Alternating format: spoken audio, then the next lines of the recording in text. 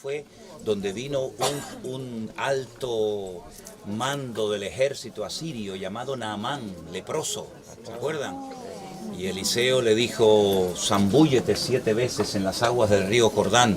Miren cómo está en el agua. Comparen este agua como estaban ayer allá arriba, todas llenas de lodo, porque ya esto es el final y el mar muerto está ahí enfrente y allá arriba están limpias. Y entonces este hombre se ofendió y le dijo, en mi país hay aguas más limpias que ese. Bueno, pues vete a tu país a bañarte, pero aquí las condiciones las ponemos nosotros. Y se metió 7 veces y salió, y dice que su piel era como la de un niño. Probablemente fue en este lugar.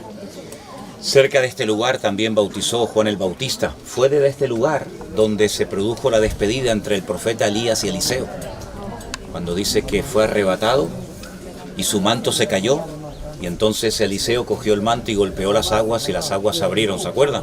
Fue en este lugar. Es un lugar de milagros.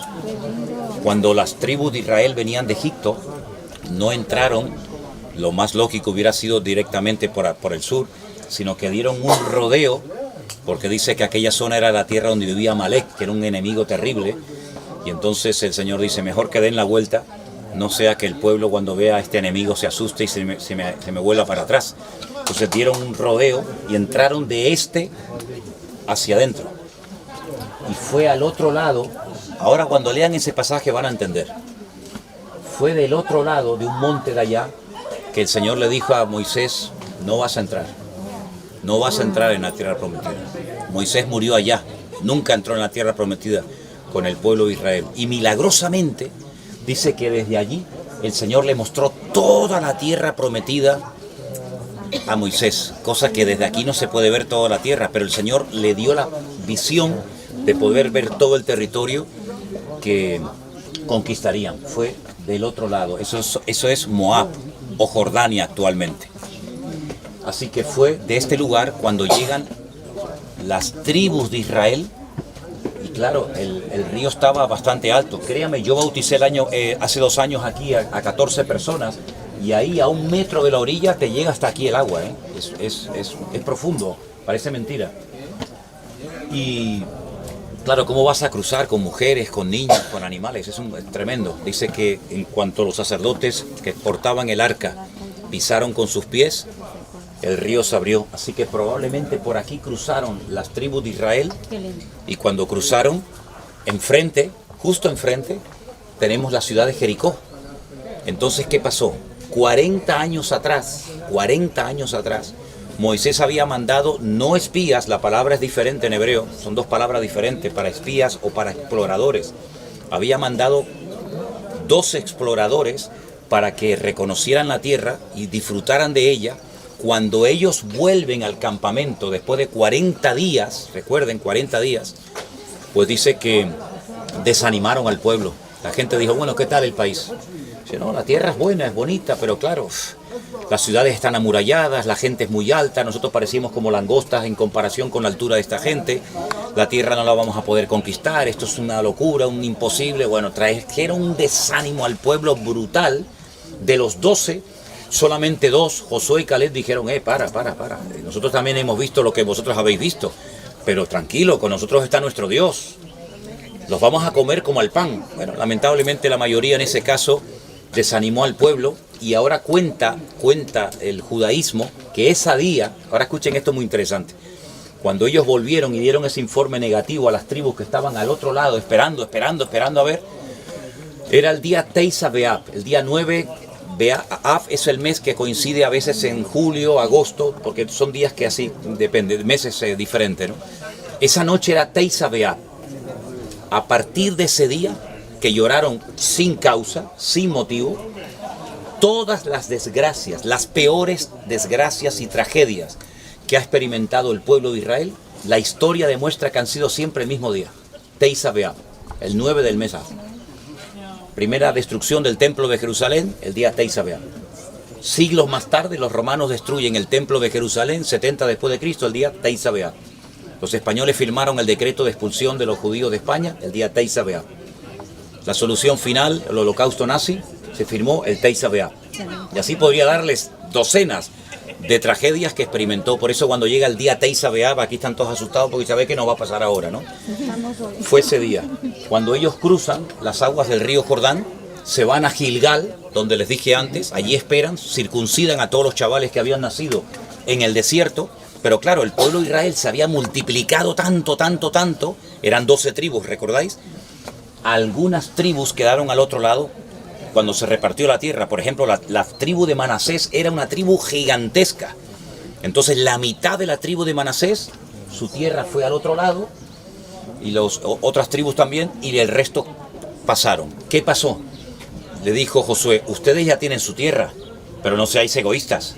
Dejad a vuestras mujeres y a vuestros niños en casa, venid a ayudar a vuestros hermanos, para que ellos cuando conquisten su tierra, pues ya todo esté repartido y volver otra vez a vuestro territorio. Luego aquel territorio, en aquellos tiempos, también formó parte del pueblo de Israel. Desen cuenta que en Josué capítulo 1, si lo queréis leer hoy, cuando el Señor le dice, tu tierra será desde hasta. Desde hasta, sí. Aquí dentro, muévete como pez en el agua. No salgas de ahí porque no te voy a dar ni un pedazo de tierra. Ese versículo que dice, todo lugar que pisare la planta de vuestro pie será vuestro, se refiere a la tierra que el Señor le prometió a Israel. Yo les enseñaré en estos días cómo en las monedas de este país hay cosas muy significativas. Y en una de esas monedas está toda la tierra que nunca tuvieron, que tendrán algún día, toda la tierra que el Señor le prometió al pueblo de Israel en los días de Josué, que las conquistarán en el tiempo del milenio, lo cual ese es otro tema, ¿no? Entonces, este es un lugar, ya digo, muy importante, porque aquí estuvo Elías, estuvo Eliseo, estuvo Josué, estuvieron las tribus de Israel, estuvo Naamán, y es un sitio muy interesante, y además, fíjense lo paradójico, estos países se han enfrentado en guerra. Allí si observáis, vais a ver soldados jordanos, y aquí a mi espalda están las soldadas israelíes, y tú dices, es impresionante este lugar, solamente separado por una franja de agua, ¿verdad? Pero aquí vienen también muchos cristianos del otro lado a bautizarse, porque sobre todo los rusos han comprado muchas tierras y tienen por aquí templos y iglesias y tal, y bueno, esto es un lugar donde muchos cristianos vienen. Aquí fue donde yo les dije que he visto los bautismos más raros del mundo. Gente que se sumerge con cruces, curas que desde afuera le dicen a la gente que se meta adentro y después que salgan. Incluso vienen muchos católicos. Por ejemplo, creo que ese señor de allá abajo es un sacerdote. Entonces, estamos ya muy cerca del Mar Muerto. El Mar Muerto está aquí, que lo llaman Yam HaMelach, el Mar de la Sal. No se llama Mar Muerto, sino el Mar de la Sal, que está aquí. Ya entra el agua ahí y ahí se queda. Ya no sale. Entonces se queda estancada.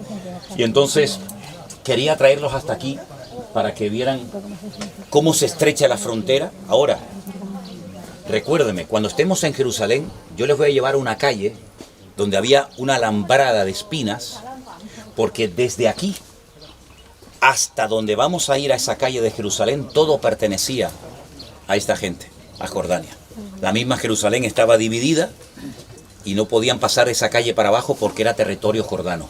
Pero este territorio lo conquistaron el pueblo de Israel y cada vez lo fueron metiendo para allá, metiendo, hasta ahí llega Jordania y de aquí para arriba ya todo es el pueblo de Israel.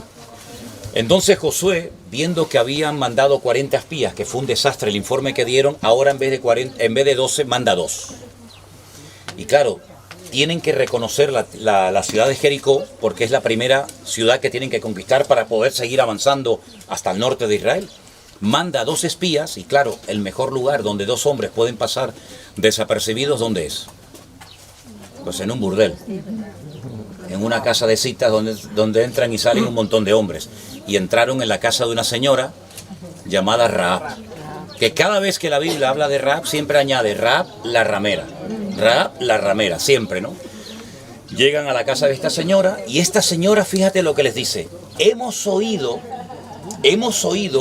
lo que vuestro Dios hizo por vosotros cuando os abrió las aguas del Mar Rojo y cruzasteis, y toda esta ciudad que estaba herméticamente cerrada, está cerrada por causa de vosotros, porque sabemos que esta ciudad va a ser entregada.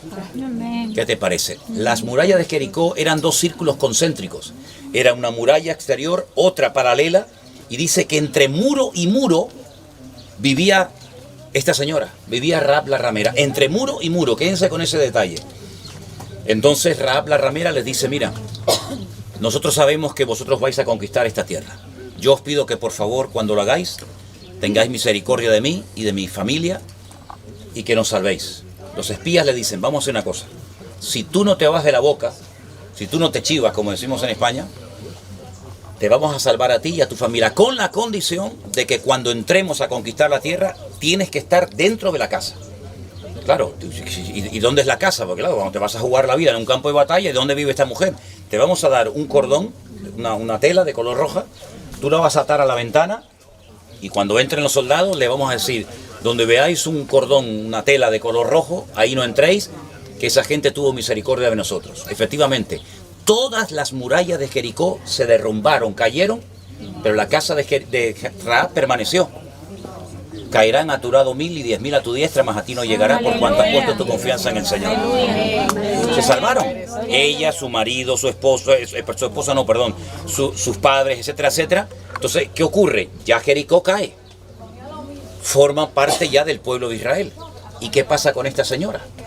Era una cananea. Los cananeos estaban bajo una maldición. Noé había maldecido al nieto de Can, Sem, Can y Jafet. Canaán era el hijo de Can. Y lo había maldecido porque, bueno, había visto a su padre desnudo, borracho en la tienda, aquello no le gustó mucho a su padre y tal y cual, y maldice a la siguiente generación. Por lo tanto, todos los cananeos, incluida Rahab, estaban bajo maldición. Pero Rahab la ramera se convirtió de verdad al Señor. Amén. Cambió de vida. Amén. Y se casó con un señor que era Salmón. Amén. Era Salmón, no, se llamaba Salmón, perdón. Parece que se casó con un pescado.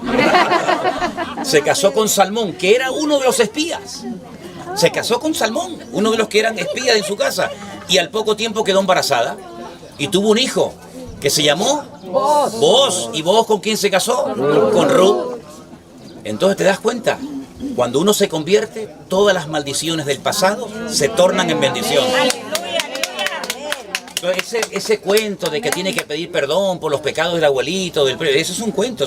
El hijo no llevará el pecado del padre, ni el padre llevará el pecado del hijo, sino que el alma que pecare esa morirá. Entonces vemos cómo Rahab es incluida en la genealogía del Señor Jesucristo, porque Booz se casa con Rahab, tienen un hijo, se llamó Obed, Obed tuvo a Isaí, Isaí tuvo a David, David tuvo a David, y llegamos hasta el mismo Señor Jesucristo.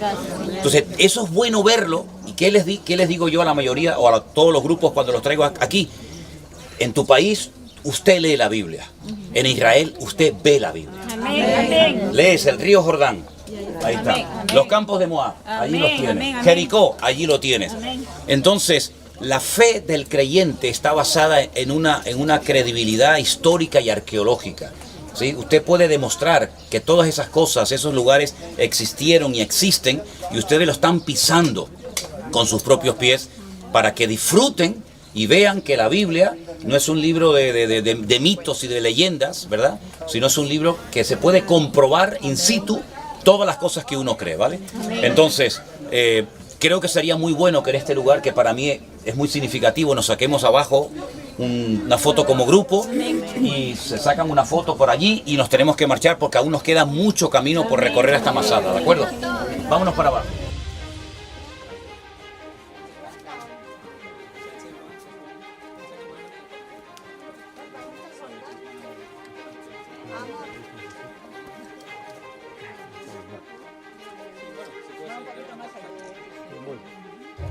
Foto.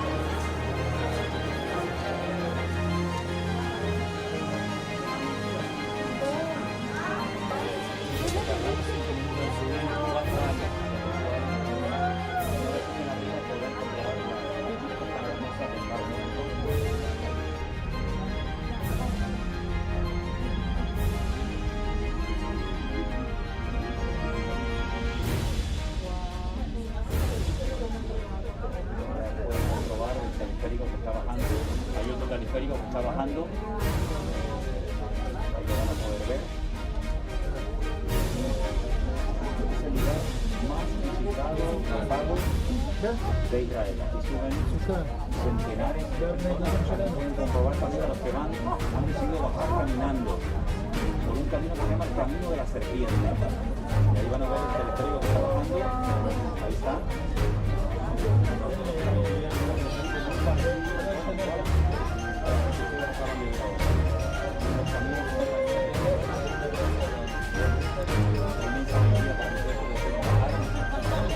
La fortaleza de Masada, en la cima de un risco casi inaccesible, había sido construida por Herodes.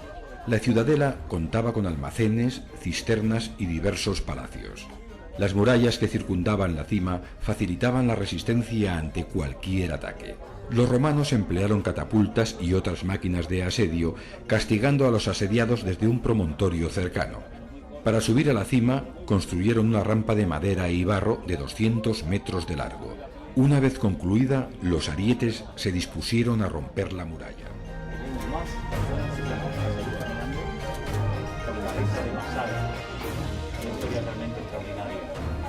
Prepárense los que van a bajar a empujar, ¿no?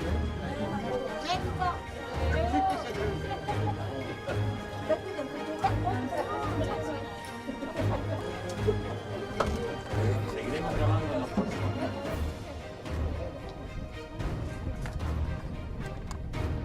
Hermanos queridos, como les decía hace un instante, estamos en la fortaleza de Masada, un lugar que es todo un auténtico símbolo para el pueblo de Israel. Incluso ellos, cuando juran bandera, algunos soldados que suben aquí dicen nunca más volverá a caer Masada. Era un lugar estratégico que sirvió como el último reducto de aquellos judíos que no querían caer en manos del Imperio Romano y que al final se terminaron quitando la vida porque preferían morir como hombres libres que caer en las manos del Imperio Romano y adorar a sus dioses, ¿no? Y de alguna manera pues traicionar a su verdadera fe, al Dios de Abraham, de Isaac y de Jacob. Nosotros hemos subido con el grupo procedente de diferentes lugares para enseñarles este lugar tan emblemático, un lugar donde hay una historia cargada de valentía, de sufrimiento. Los romanos rodearon esta montaña durante algunos años hasta que construyeron una rampa de tierra y de piedra para poder subir hasta aquí y de esa manera derrotar a las personas que estaban aquí viviendo y que se resistían a entregarse y caer como esclavos en manos del Imperio Romano. Ellos prefirieron, como ya digo, quitarse la vida y morir como valientes antes de caer en las manos del enemigo, morir crucificados, torturados, sus mujeres violadas, etcétera, etcétera. Así que este es un lugar muy importante donde hay una panorámica realmente extraordinaria y desde donde Herodes pues también había mandado a construir un palacio. Este hombre tenía palacios repartidos por todo el país y vamos a ir a uno de ellos donde él tenía una vista, una panorámica realmente extraordinaria de este lugar. Y a mis espaldas tenemos el Mar Muerto, ese mar que tiene más del 40% de sal, donde la gente flota con una facilidad extraordinaria porque no se pueden ahogar. Espero que ustedes estén disfrutando juntamente con nosotros de esta panorámica, de este viaje. Sé que a algunos les gustaría venir hasta aquí con nosotros, sé que a algunos de ustedes les gustaría estar en este momento con nosotros aquí en Israel, pero habrá otras oportunidades, otros viajes que realizaremos Dios mediante. Así que esta fortaleza es un símbolo para este país de valentía, de coraje, de cómo prefirieron morir como libres antes de caer en manos del enemigo. Bueno, nosotros por otra parte como creyentes, como hijos de Dios, también queremos disfrutar de esa libertad gloriosa de los hijos de Dios y no volver otra vez al yugo de esclavitud, sino disfrutar de esta libertad que hemos obtenido a través de los méritos de Cristo. Que el Señor les bendiga y seguimos tomando algunas grabaciones de este lugar y compartiendo con todos ustedes esta bendición. Que el Señor les bendiga y seguimos adelante con este precioso viaje. Bendiciones, mis queridos hermanos.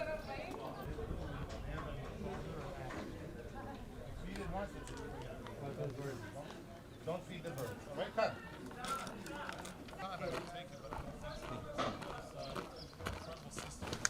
How paranoid. You know what paranoid means? De la raya negra hacia arriba es reconstruido. De la raya negra hacia abajo es original. Esta era la casa del comandante de aquí de Masada, de la fortaleza de Masada. Tiene varias habitaciones. Aquí todavía quedan algunos restos de cómo estaban decoradas las paredes. Miren las paredes, qué bonitas estaban decoradas. Se ve que era la casa de una persona importante, en este caso era del comandante. Y una vez más, de la raya negra hacia abajo es original, de la raya negra hacia arriba es reconstruido. Habitaciones grandes, como pueden comprobar. Sí. Con su baño. Miren qué panorámica. Hermosa la vista desde una de las habitaciones. Y lo curioso es que abajo, si ustedes pueden comprobar, se ven los restos de un antiguo campamento romano, allí abajo en el valle. Enfrente el Mar Muerto y a lo lejos aquellas montañas, lo que hoy en día se conoce como Jordania, pero que en aquellos tiempos era Moab, el país de Moab, de donde vino Ruth la Moabita.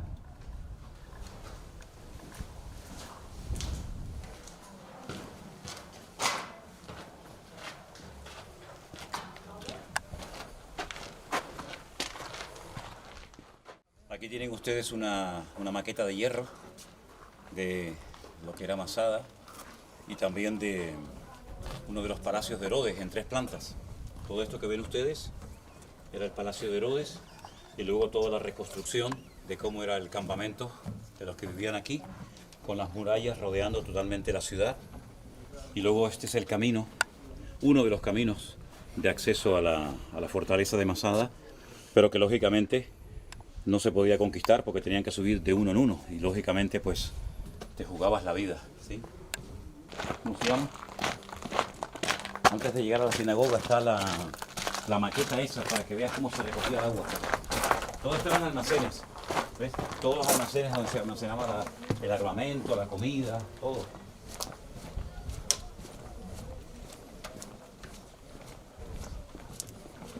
Como todas las paredes estaban forradas, ¿viste? Se ha ido cayendo con el paso del tiempo.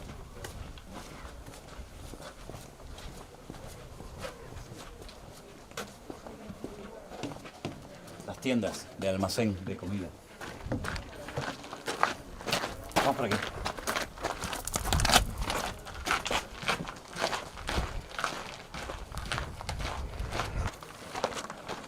Y hay otra habitación grande también. Ah, este es el baño. Mira, son baños.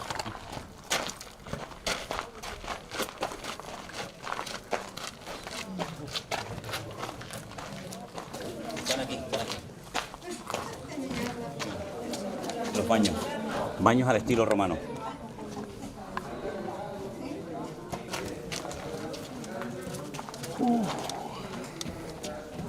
¿Qué pasó? ¿Están bañando? ¿Herodes está ahí? Atención, está sin ropa. Digo, ya se cayó otro. Daniel está en el pozo de los leones.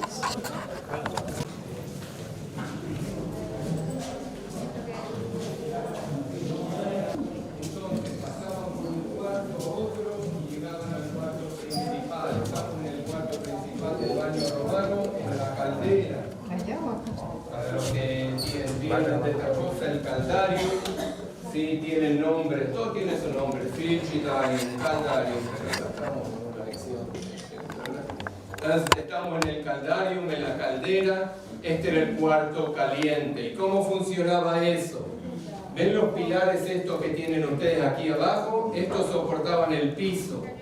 Si se fijan en la punta de allá, la Dirección de Antigüedades reconstruyó un poco cómo funcionaba esto.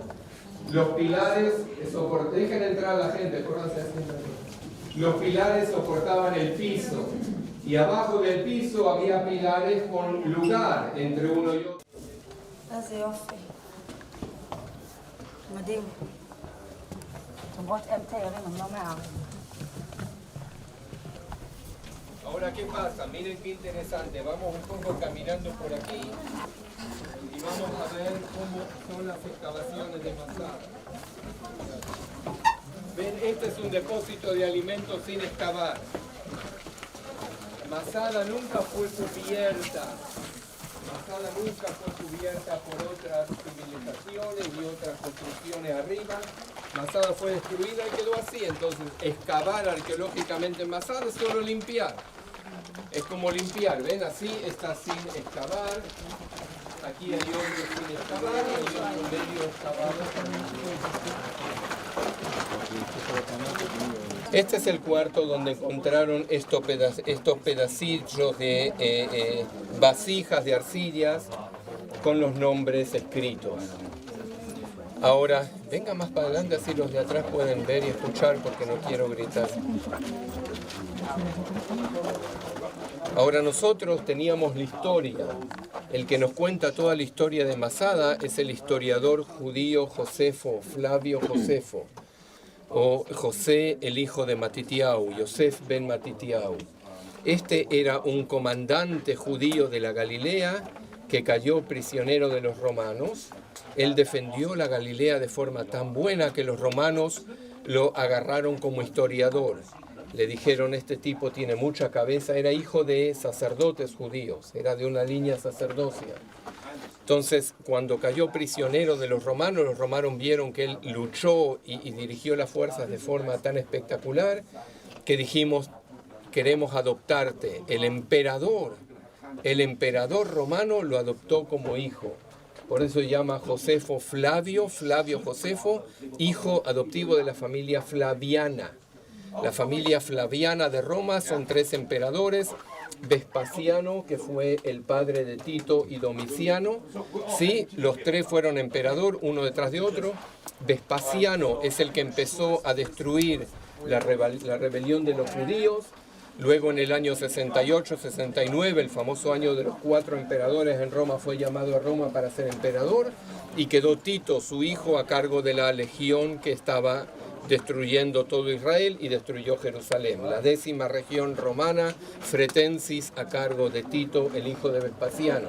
Esa familia lo adopta a Flavio Josefo y por eso se va a llamar Josefus Flavius, Josefo Flaviano, adoptado por la dinastía flaviana, y él escribe la historia de los romanos, de cómo conquistaron Israel. Él escribe toda la historia, recibe una villa en Roma, sí, para los judíos es un traidor.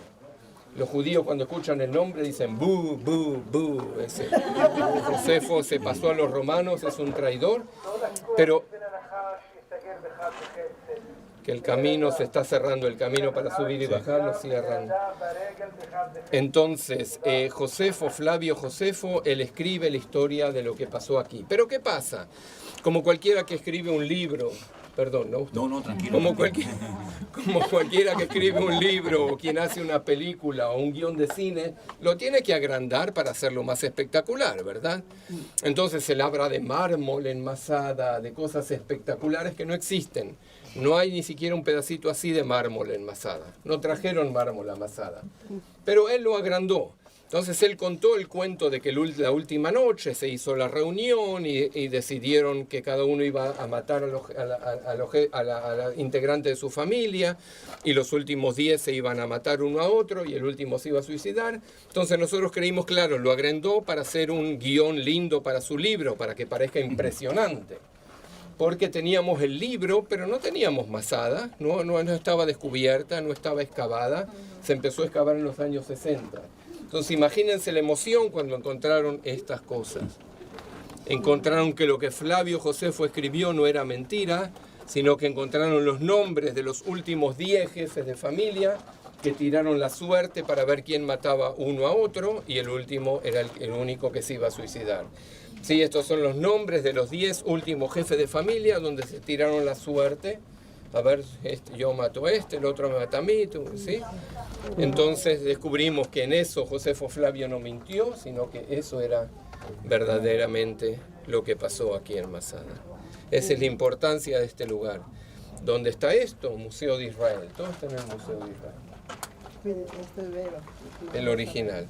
¿Preguntas? Otra vez se cumple lo que dice, si ustedes se callaran, las piedras hablarían. Amén. Yo, una pregunta.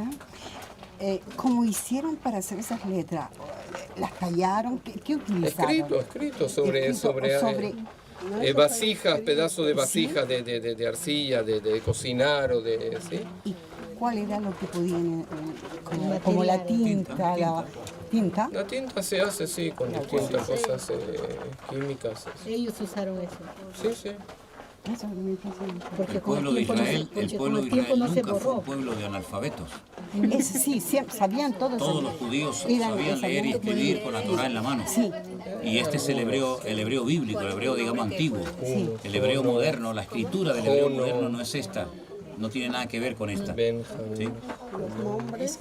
Pero sabían leer y escribir porque en la cultura judía, la mamá, la Aima, era la que le transmitía la fe a los hijos. Cuando el apóstol Pablo dice, la fe que ahora tienes te la transmitió, habitó primeramente en tu abuela Loida, en tu madre Eunice, y estoy seguro que en ti también. El papá le transmitía el conocimiento, a la mamá la fe, ¿sí? Y aprendían a leer y a escribir con la Torá, con la palabra de Dios en la mano. No, nunca fue un pueblo de analfabetos. Fíjense que salen como esclavos de Egipto y lo primero que Dios le regala al pueblo de Israel es un libro. Luego sabían leer y escribir, ¿no? Si eso se lo hubiera regalado a otro pueblo, dirían, no nos sirve porque no sabemos leer ni escribir. Pero el pueblo de Israel siempre supo leer y escribir, ¿no? El pueblo del libro. Pueblo del libro, era el pueblo del libro, efectivamente. Lo que pasó en Perú, que cuando llegaron los españoles dieron una Biblia y no sabían leer, no lo arrojaron. Si yo hubiera sido de Machu Picchu, digo, léale a usted primero antes de regalarme a mí. Dígame.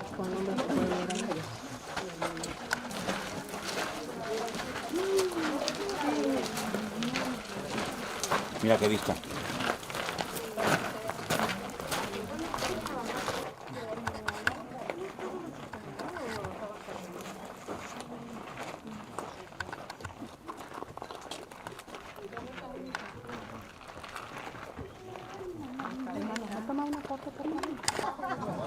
Estamos en el tercer piso, estamos en el balcón del tercer piso del Palacio de Herodes, con el segundo piso abajo nuestro y el primer piso también. De aquí se ve otra cosa interesante para los que les interesa un poco más ahondar. Dijimos que había 8 campamentos romanos alrededor de Masada. Si se fijan, las piedritas que están ahí abajo nos están mostrando la circunferencia de uno de los campamentos romanos. Si se fijan hacia la izquierda, ahí tenemos el campamento romano más grande alrededor de Masada. Ese era el campamento central de los romanos alrededor de Masada, donde estaba Flavio Silva, el jefe de los soldados, y había un pequeño paredón que circuncidaba todo Masada. ¿Ven como una fila de piedras tiradas ahí como haciendo una fila? Eso es lo que queda del paredón de circuncisión que rodeaba todo Masada. A los aviones les gusta mucho entrenar aquí en este valle, entonces a veces vamos a ver aviones, no es que empezó la guerra y no los avisé, no se hagan problemas, son entrenamientos de la... Entonces la Dirección de Antigüedades, que es lo responsable por este lugar, nos restauró este lugar. ¿Ven esto? Yo les quería mostrar esto. Ellos encontraron restos y restauraron este cuarto así, para que vean que no solo los cuartos internos estaban decorados, sino que un corredor como este también estaba decorado. Ven, en la época de Herodes el Grande así era la cosa, así era la decoración. Usted no veía las piedras. Y en un corredor. Sí, por eso ellos nos hicieron esta reconstrucción, para que podamos ver que inclusive en corredores así comunes estaba todo decorado. Vamos a verlo así. Y se guardaban en cisternas de agua como esta. ¿Sí? Quizás antes de eso fue una cantera de piedras, y cuando terminaron le pusieron pláster alrededor, reboque alrededor, hicieron de esto una cisterna.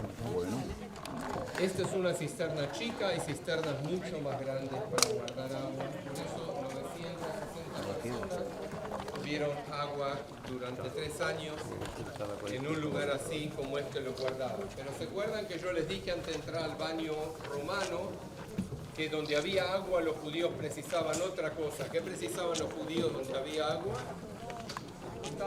Baño ritual, ¿verdad? Entonces miren lo que hicieron los judíos al lado de la cisterna, el baño ritual. Esto se llenaba de agua, se decía una oración, se bajaba, se sumergía, se subía del agua y estaba. Que yo hice, y bueno, ¿y el agua? ¿Cómo recogían el agua? Miren qué cosa tan interesante ahora. Bueno, ustedes fíjense la zona donde estamos, ¿ven? Dijimos que hay agua a veces que llueve allá atrás en Hebrón y baja a zonas bajas, ¿sí? Baja entre las montañas o se filtra bajo la tierra. Y muy de vez en cuando llueve también aquí en Masada, muy de vez en cuando.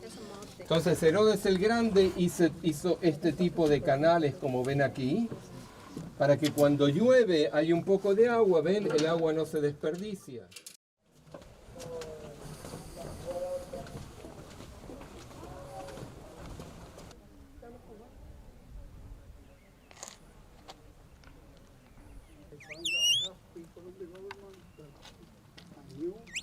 But the people who want to kidnap is the police, is the government, and the thief, you know.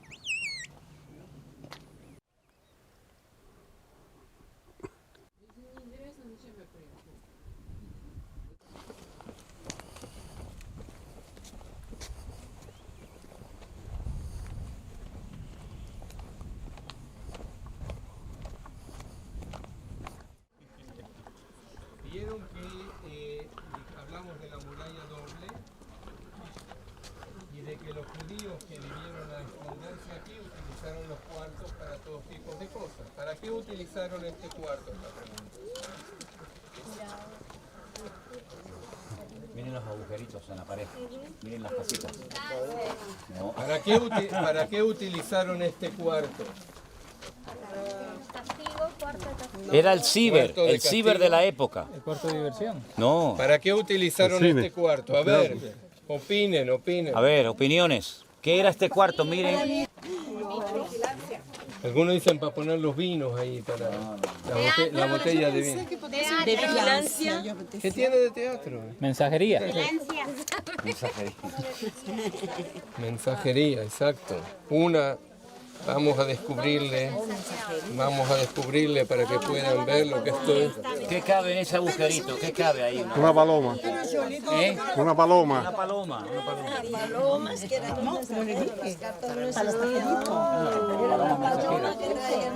Sí, este era el cuarto para criar las palomas, para guardar las palomas. Hay unos cuantos, no solo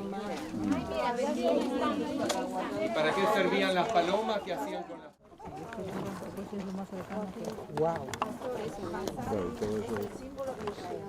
Entonces, ustedes vieron en la película lo que pasó y ahora están en el punto exacto por donde los romanos rompieron la muralla y entraron a Masada. ¿Ven la rampa abajo? Esa es la rampa original que hicieron los romanos para subir a Masada. Por supuesto, no llega hasta aquí arriba porque estuvieron con torres de madera. De maderas, donde le tiraron agua. Cosas que hicieron agujeros en la pared, ¿cómo se llaman esas cabezas? Palos de madera con cabeza en la punta que hicieron el agujero en la pared. Entonces, ven, esta es la rampa original que hicieron los romanos. Los judíos le empezaron a tirar piedras, ven que aquí a la derecha mía quedó un poco de las piedras todavía que no tiraron. Sí, estas son las Rolling Stones, ¿sí? Los Rolling Stones de Inglaterra. Entonces quedaron piedras que todavía no tiraron y hay muchas más de esas piedras abajo. Los judíos cuando descubrieron que estaban sus propias familias a veces construyendo la rampa, dejaron de tirar piedras. Dijimos que había una muralla doble aquí, ustedes la vieron, ¿verdad? Una muralla aquí, una muralla allá. Todo esto lo rellenaron con tierra y madera para que el palo que daba guijeadas aquí no pueda destruirlo. Llenaron con tierra y madera toda esta parte. Los romanos cuando vieron que había tierra y madera, quemaron la madera. Ustedes vieron la película que dice que el viento cambió, casi le quema la torre de ataque de los romanos. Y luego sí, el viento cambió, quemó la madera y cuando ya no había más madera aquí en el medio, soportando el ataque romano, todo esto cayó y los romanos tuvieron la entrada libre a Masada. Este es el punto exacto por la que ellos entraron. Y aquí termina la historia de Masada Por supuesto, como dijo la película, luego sigue con los monjes bizantinos que llegaron, construyeron esa iglesia que hay ahí, los restos de esa iglesia, y luego llegamos al día de hoy, donde los turistas y el ejército de Israel y toda la gente que para ella es un símbolo, este lugar, la viene a visitar, y aquí terminamos con el punto donde hicieron la brecha y entraron a Masada. Terminamos nuestra visita rápida por Masada. Quizás se están excavando, quizás se cayó a la tierra. Yo llegué con mi abrigada. No, le digo, ¿por qué no te quitas el calor?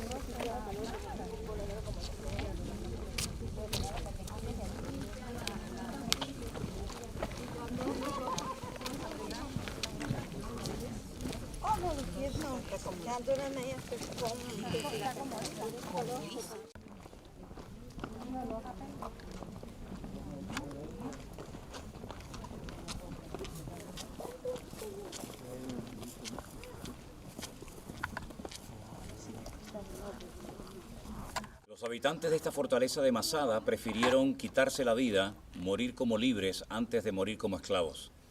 Me vienen a la mente las palabras del apóstol Pablo cuando dijo: no estéis sujetos al yugo de esclavitud, ¿verdad? Es defender, mantenernos en la libertad gloriosa que Cristo obtuvo por nosotros. Estas ruinas que tengo a mis espaldas no tienen nada que ver con los tiempos de los romanos, sino son las ruinas de una iglesia bizantina, ¿verdad? Muy posterior a la época del Imperio Romano. Pero creo que ha sido una visita muy interesante a un lugar muy emblemático, simbólico, cargado de muchísima historia aquí en la fortaleza de Masada, donde muchas personas perdieron su vida, prefirieron quitarse la vida antes de caer en manos del enemigo y morir como esclavos. Que el Señor nos ayude a valorar la libertad que tenemos en el Señor y no la perdamos por nada ni por nadie. Que el Señor les bendiga. Se termina aquí nuestro recorrido por la fortaleza de Masada.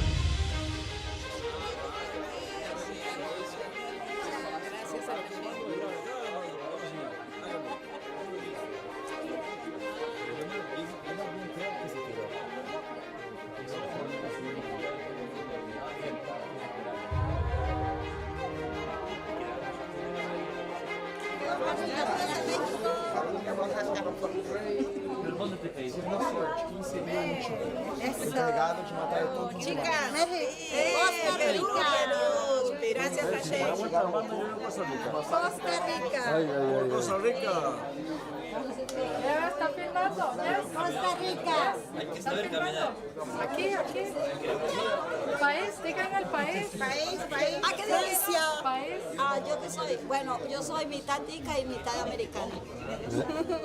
Colombia, Estados Unidos, salvadoreña. Suiza. Croacia. Costa Rica, Estados Unidos. Croacia. Costa Rica. Ahí, allá. Una pita. Desde Perú, Israel, aquí estamos, Perú, presente. Es una bendición Cajamarca, conocer. de la tierra de Atahualpa. Somos indígenas. De California. California, El Salvador. California y El Salvador. California, El Salvador. ¿De dónde vienen? Perú. Perú, Estados Unidos. Italia. Las Naciones Unidas. Irlanda. Desde Madrid, pero amando a Ecuador y a mi ciudad Loja. El que no conoce Loja no conoce el Ecuador. Carita de Dios. ¿De dónde vienen? Yo, Paraguay. Paraguay, Guatemala. Guatemala.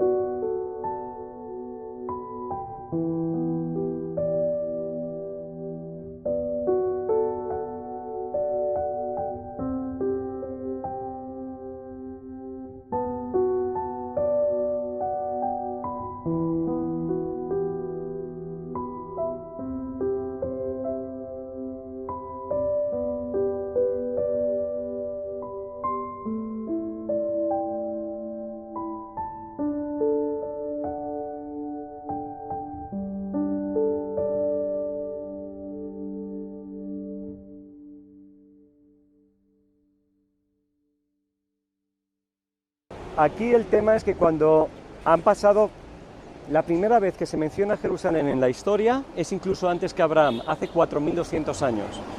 No sé, ¿su ciudad cuál es? Mi ciudad, Colombia. ¿En Colombia cuál? ¿Cuántos años tiene su capital, su ciudad donde vive? No me acuerdo. No sé cuántas ciudades hay en el mundo que la misma ciudad tiene el mismo nombre durante 4.200 años en archivos históricos.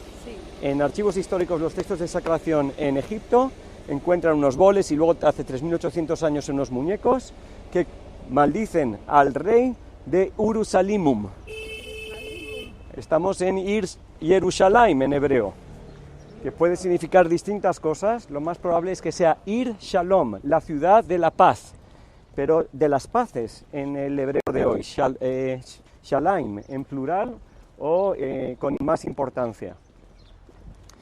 Entonces, el tema es que ya entendieron ayer lo que es un tel, que la gente viene a un lugar, construye, luego vienen y arrasa un ejército y vuelven a construir, luego hay una plaga, la abandonan y vuelven a construir. 30 capas vieron aquí hay por lo menos 22 en Jerusalén. Entonces, si uno quiere ver la Jerusalén de la época de Jesús, a lo mejor tiene que bajar 10 metros, y si uno quiere ver la de la época de David, tiene que bajar 14 metros bajo tierra, dependiendo de qué sitio. Y esto normalmente no traigo a nadie aquí, pero ustedes van a ser de los primeros. Porque luego vamos a entrar en estas ruinas, pero nos vamos a quedar por ahí arriba pegado al muro, hablando de la época de Jesús. Pero ahora lo que les quiero mostrar es de la época de Salomón. Y vamos a ver si entendemos esto bien. ¿Se pueden poner todo a lo largo de este murito, todos? Sí. Pues lo que estamos viendo es esto.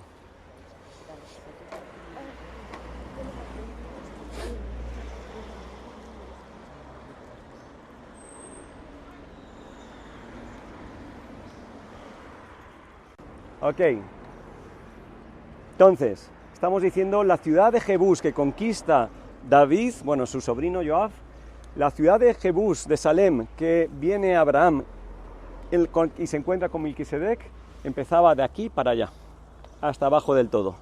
¿Ok? Era un montecito aquí pequeñito, rodeado de montes más altos. Si van a Shiloh, es lo mismo, un montecito pequeñito, rodeado de montes altos. Dicen los salmos, así como los montes rodean Jerusalén, así rodeo yo a mi pueblo ahora y por siempre, ¿no?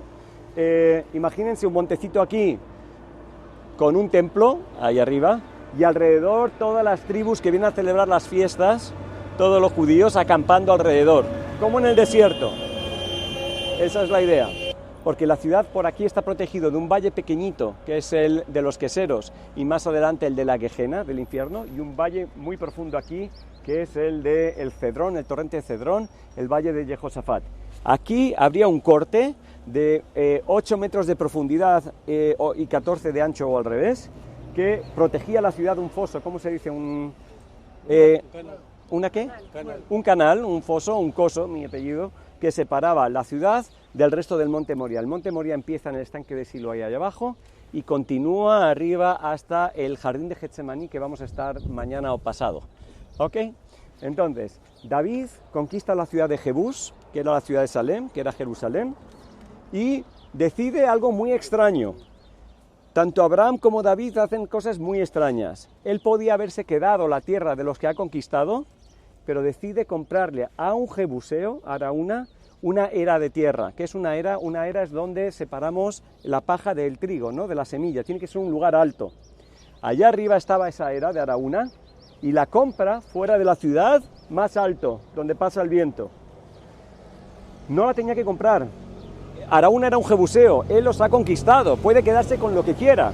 Luego David ahí actúa muy bien, pero luego David se queda con la mujer de Urías, ¿no? Que ya ahí ha perdido. Entonces ahí pone su altar, que sería donde Abraham trajo a sacrificar a Isaac, porque Crónicas nos dice que Salomón construye el templo en el monte Moriah, y es su hijo Salomón el que puede construir el templo, que está fuera de la muralla. Entonces Salomón tiene que conectar la ciudad de David con el templo, y para eso hace aquí una muralla y una puerta. Y esta puerta es igual, luego les mando por WhatsApp, ¿sí? En el grupo les mando imágenes de esta excavación. Esta puerta es igual que la de Megiddo, que la de Geser y que la de Hatzor, construidas al mismo tiempo hace 3000 años.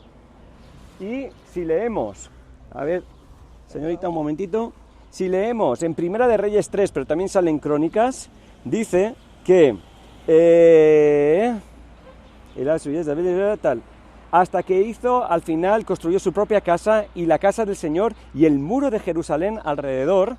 Y aquí se encuentra una puerta, y en este versículo continúa diciendo, y fortalece las ciudades de Hatzor, Megiddo y Geser. Y justo en esas 4 ciudades encontramos la misma puerta del mismo tiempo, del tiempo de Salomón. 4 puertas exactamente iguales que encajan perfectamente con la Biblia. Y aquí, no sé si ven unos jarrones allá al final, se llaman pitoi. Allí se encontraron restos de lo que creemos que es incienso, y luego encima está escrito en protoarábigo, en el lenguaje de la reina de Saba, del reino de Saba en Yemen, está escrito que es una cantidad específica de incienso.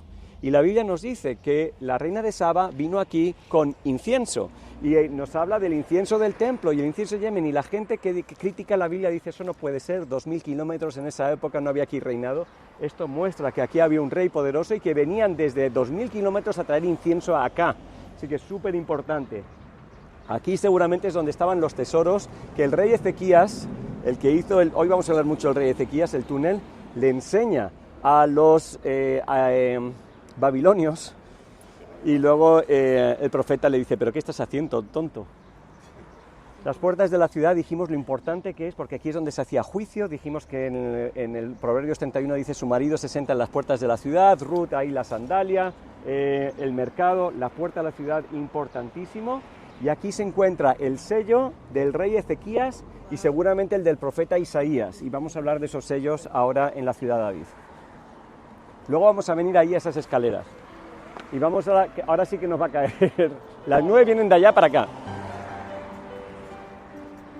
Vamos a ponernos a refugio, a resguardo, perdón, ya no sé hablar español.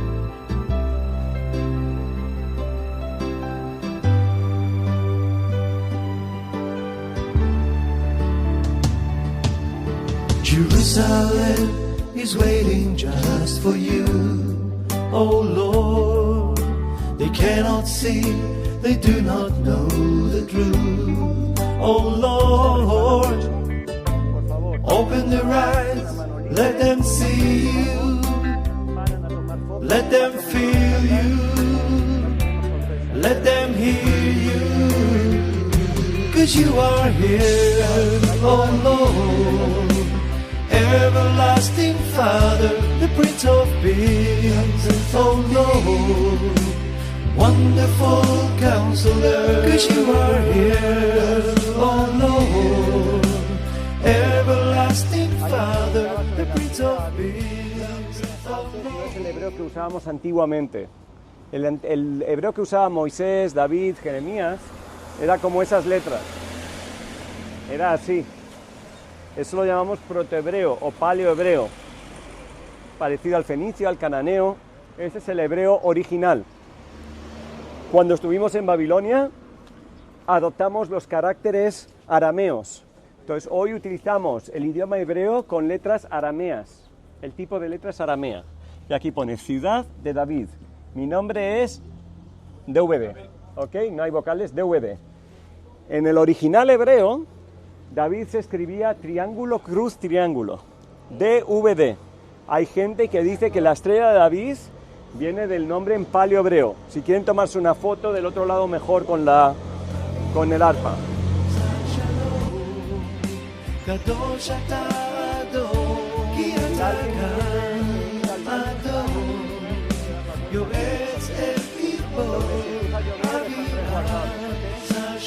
En las barras.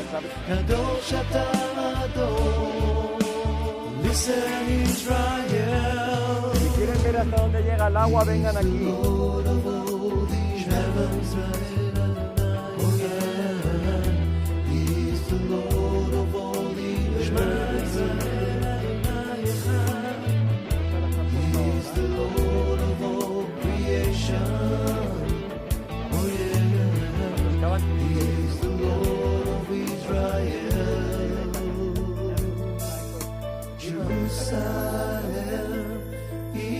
waiting just for you. Oh Lord,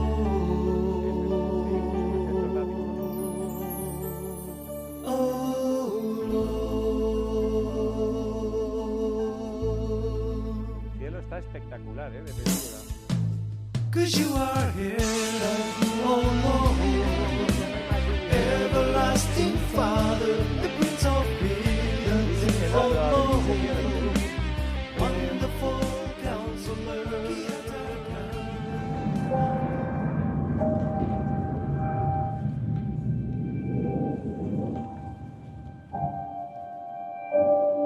Dice, grabado en la roca. Cuando el espíritu humano se encuentra con lo material, con lo físico, deja su marca y nosotros, todos aquí, salimos a buscarlos. ¿Qué es la arqueología? Arco significa antiguo y logia, doctrina. Todo empieza con el artefacto. Nosotros estudiamos la cultura material humana a través de reliquias y objetos, metales, herramientas de piedra, y también artículos espirituales, pinturas, música, incluso, y escritos. De las tradiciones y los escritos sabemos que la piedra misma, es la razón de la santidad de esta montaña. El lugar siempre fue sagrado, simplemente va cambiando de manos. Por eso todo el drama ocurre justo aquí. Este es el lugar que Dios escogió para poner que su nombre habitara allí. Y allí al monte Moria subió Abraham con su hijo Isaac al camino del atarlo. Este es el centro del mundo. Todo el mundo fue fundado de esta piedra. Aquí el lugar y ritual están interconectados desde el principio mismo. ¿Entiendes? La piedra es la razón y de todo lo que se construye aquí. ¿Por qué sonríes? Si Dios está en el cielo y en todas partes, ¿para qué construirle una casa? La historia de esta montaña empieza con los hechos de una sola persona, el rey David. En el siglo X antes, hay una gran plaga. El rey se arrodilla con su gente y todos los ojos están puestos en él, desesperado. Tiene que hacer algo. David compra una era de Araúna, el jebusita, y ahí pone el altar.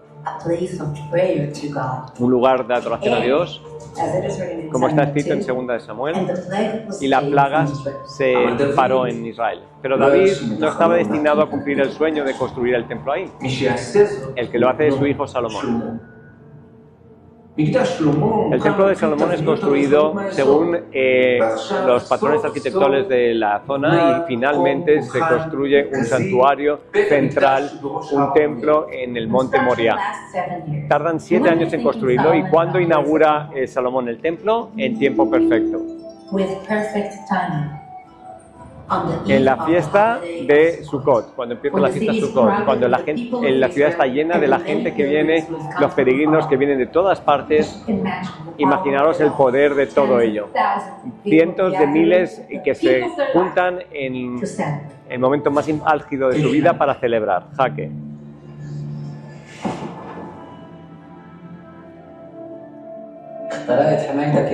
He roto tus defensas, no puedes proteger ahora a tu caballo ni a tu rey. Y no te creas que eres el único. En el año 586 los babilonios rompieron las murallas, quemaron las casas y el templo. El fuego se expande y los últimos de los ciudadanos se escapan.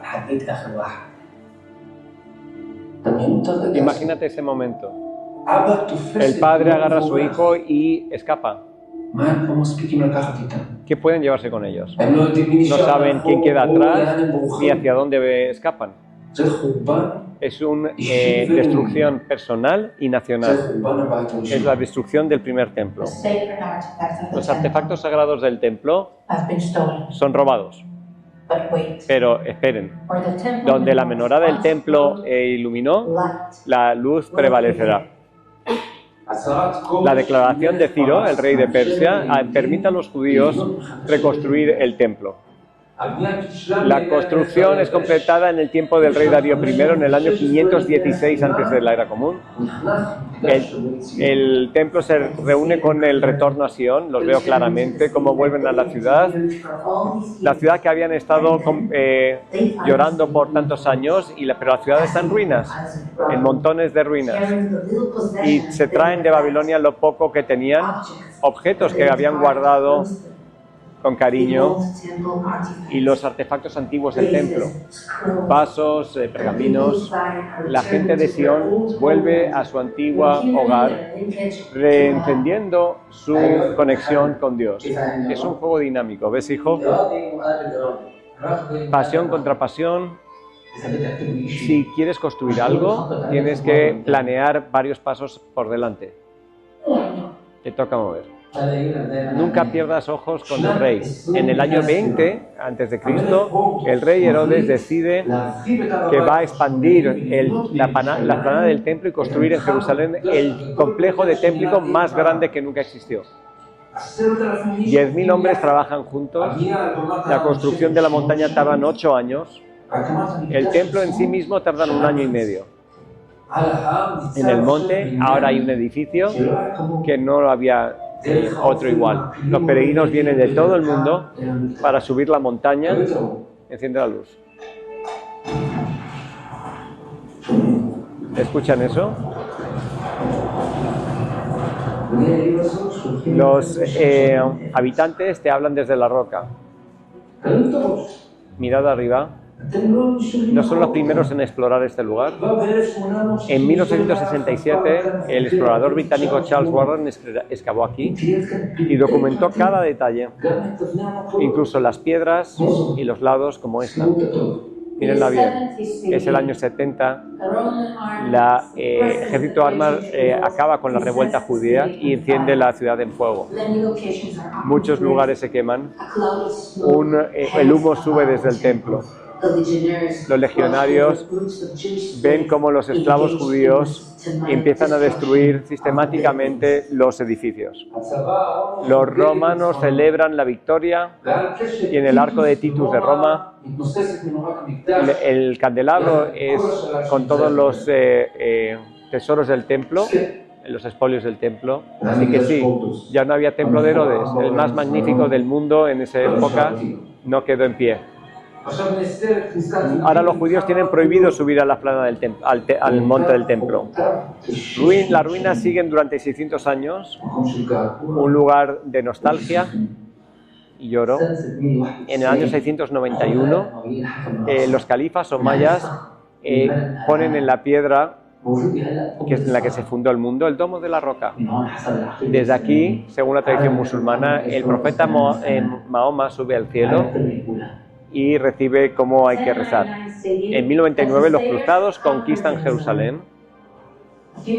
Unas décadas después ponen una piedra de mármol para conmemorar a San Nicolás y la presentación de Jesús. El rey se quita la corona y la pone allí, en esa cruz.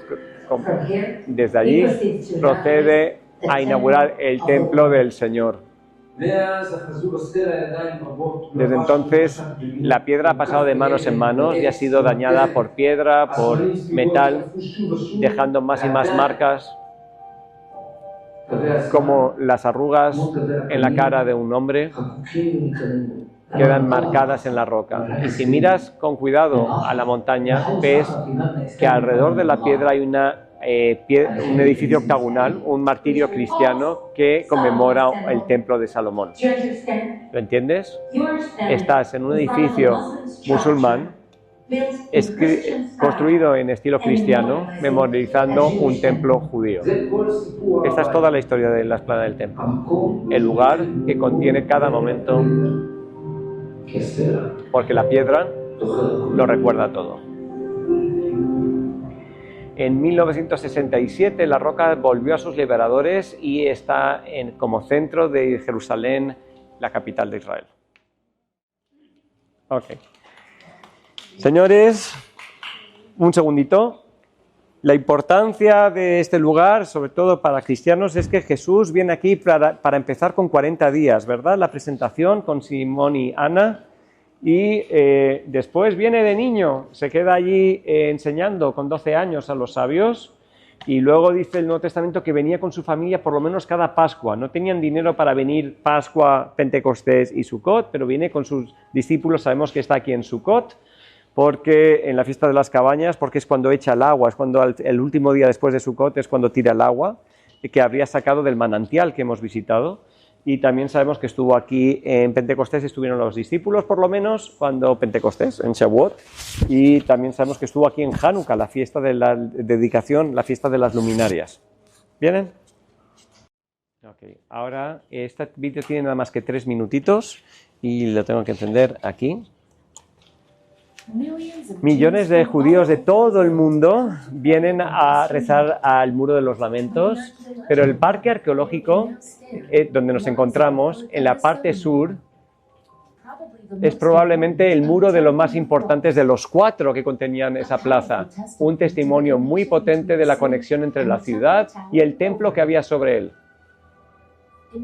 En la época del Segundo Templo, decenas de miles de judíos venían como peregrinos, pasaban cada año desde la ciudad de David por esas escaleras que vimos a el templo.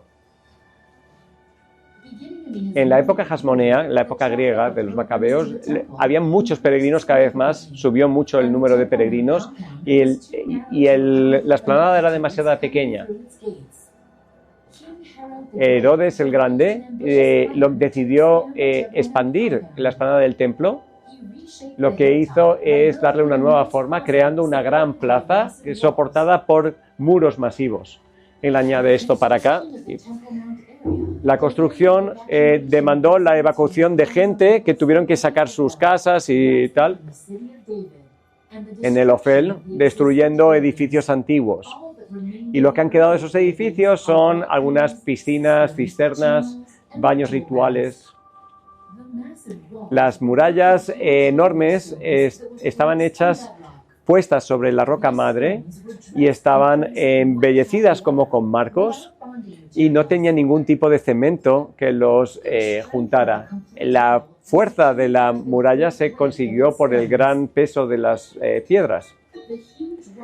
Las murallas enormes separaban al templo de su alrededor, dándole la apariencia de un complejo fortificado sobre la ciudad a sus pies. Muchas cosas que se han encontrado aquí en las excavaciones arqueológicas nos hablan de la belleza del edificio y sus muchos usos. Se han encontrado los restos de 2 escaleras impresionantes que llevaban allá arriba. Los peregrinos subían despacio, un paso marcado por la variedad entre los 2 escalones cortos y el largo que vimos abajo. Había una puerta doble y una triple, que eran las entradas principales al complejo. Estos túneles siguen ahí, lo que pasa no podemos entrar. La de doble puerta se ha preservado muy, muy, muy bien, con sus domos magníficos, llenos de patrones vegetales, un testimonio del arte judío de esa época. Pero en los más magníficos ha sido destruido casi todo por los romanos, y la destrucción en el muro sur fue más evidente, probablemente por la gran importancia que tenía. Los montones de piedras nos dan evidencia de esa destrucción y se pueden ver hasta el día de hoy. Solo quedó la línea de abajo de las piedras y está también ahí la línea grande de piedras enormes que son casi el doble de tamaño de las otras. Al final del siglo VII, los omeyas restauraron la muralla y renovaron la puerta doble y le añadieron algunas florituras y reconstruyeron la tercera, la de 3 puertas, y luego fueron selladas y en la Edad Media un edificio enorme se puso adyacente al muro sur, bloqueando la mayor parte de la puerta doble. El templo sublime y las enormes murallas del muro fueron destruidos, pero quedan todavía testigos de la construcción de este proyecto, uno de los más grandes y gloriosos de la historia de la humanidad. ¿Okay? Estas piedras son originales de esos domos. Hubo un terremoto aquí en 1927 y son originales, son las que vería Jesús al pasar y al bajar del templo. Pero recuerden que esto luego estaba pintado de colores. La han reparado un poquito. Aquí la han puesto, porque aquí le dio se la cargó aquí hizo una mella la excavadora. Wow. Uno de los picos de la excavadora. Otra vez es muy posible, Jesús casi 100% seguro le puedo decir que Jesús vio esta piedra y es muy posible que incluso leyera de aquí. Van a estar ustedes escuchando la fiesta, viendo los globos subiendo. Son judíos que vienen a celebrar que esta semana el niño cumple 13 años. Eso significa que haga esta ceremonia, esta festividad o no la haga, da igual. Él es responsable ya ante la ley de muchas cosas. Ya sabe lo que está bien y lo que es mal y ya se hace cualquier cosa, ya lo tiene que pagar él y no el papá. ¿Ok? Entonces, a ver, este modelo es muy bonito la ceremonia que hacen, pero la ceremonia no cambia nada. Lo que cambia es que él cumple 13 años en esta semana. Y él se está preparando durante un año entero para poder leer las escrituras sin vocales y cantarlas, porque se cantan delante de la congregación. Y él es el que va a llevar hoy las oraciones como un hombre ya dentro. Y no solo eso, él ha estudiado esas escrituras y va a decir una palabra de algo bonito, algo especial que le ha tocado en la escritura que le toca esa semana. Entonces eso da un montón de autoestima. Con 13 años ya uno se siente y ya habla en la asamblea y tal. Es algo muy especial que creo que estaría bien tener en Occidente.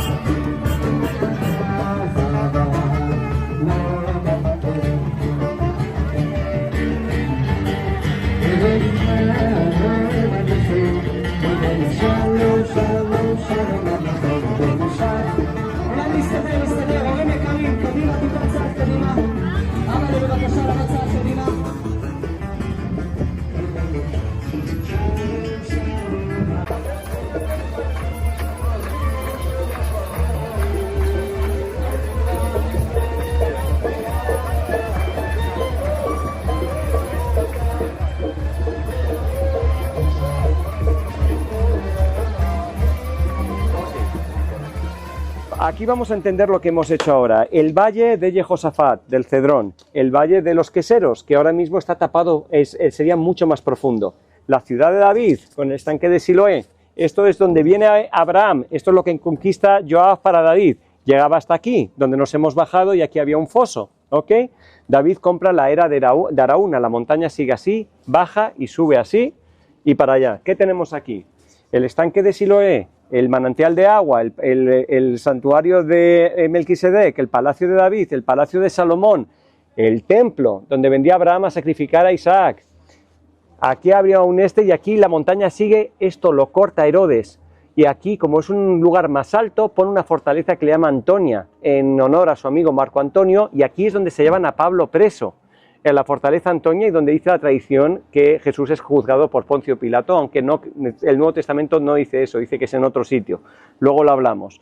Pero aquí se llevan a Pablo preso, ¿ok? Y aquí está la estación número 1 y 2 de la Vía Dolorosa. Aquí están las piscinas de Bethesda, que es donde manda el paralítico levantarse. Y luego después, en la misma loma, toda la misma loma del Monte Sion, Monte Moriah, está el Jardín de la Tumba. Hay otro lugar donde la mayor parte de la gente que se llama cristiana cree que es el Santo Sepulcro y que está aquí, ¿ok?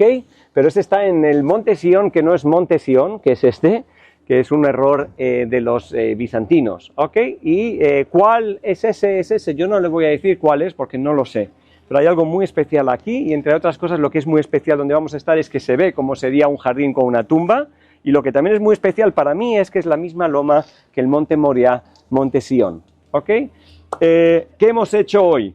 Nos hemos metido por aquí a ver el Palacio de David, la muralla de Nehemías, nos hemos metido a ver el agua y el estanque de Gijón, donde Salomón sería ungido rey, y arriba lo que pudiera ser el santuario de Melquisedec, y donde David puso el arca de la alianza en el tabernáculo. Después nos hemos separado, alguien ha venido por el túnel seco por aquí que no estaba seco, y hemos salido aquí arriba, hemos visto un columbario y hemos entrado por aquí el estanque de Siloé, y otros han metido por el de agua, que sí tenía agua, y aparecimos aquí donde hizo Eudocia una iglesia pensando que esto era el estanque de Siloé, y no se equivocaba mucho porque estaba justo al lado, pero solo se encontró en 2010. Entonces por aquí vimos las escaleras que subían, monumentales, hasta aquí, que acaban en estas escaleras, por donde se subía al templo, que vamos a estar en las originales ahora.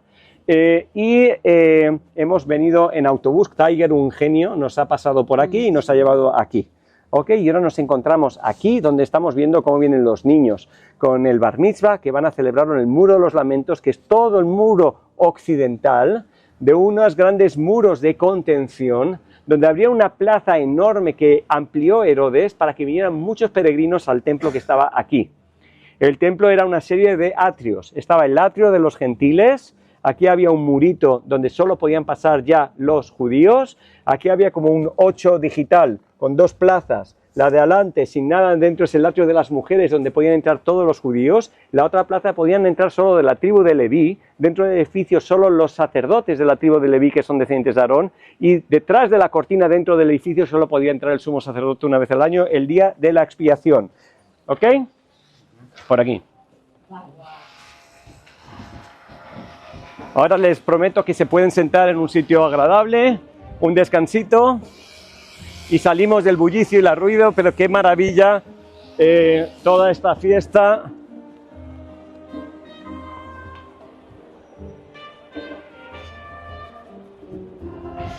Mañana empezaremos ahí arriba y bajaremos.